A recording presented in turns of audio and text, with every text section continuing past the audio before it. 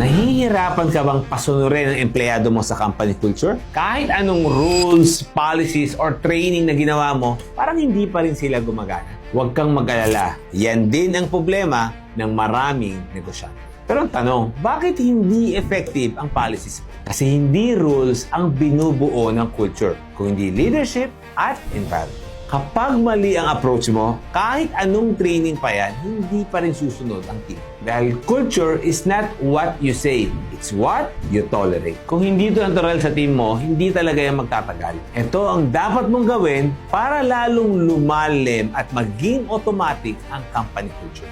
Number 1, lead by example. Kung gusto mong sumunod sila, dapat ikaw mismo ginagawa mo na. Pag sinabi mong laging on time, tapos ikaw mismo laging late, good luck, wala kang credibility. Employees don't follow rules, they follow leaders. Second, communicate the why. Mas madali nilang sundin kung naiintindihan nila bakit importante. Kung puro utos ka lang, hindi yan leadership.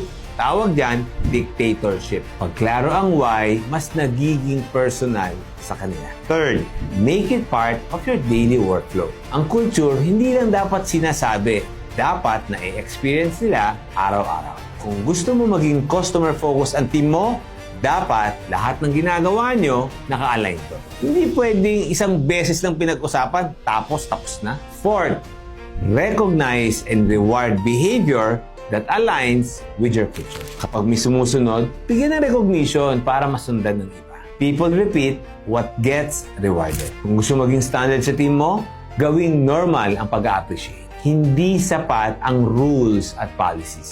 Dapat nararamdaman ng mga empleyado na ito ang identity ng kumpanya.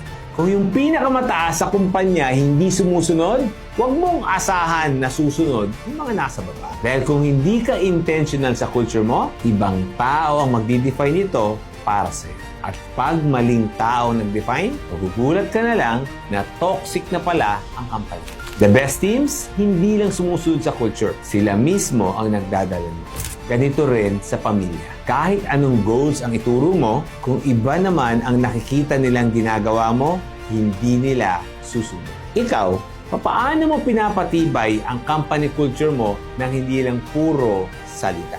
Baka may matutunan tayo sa isa't isa.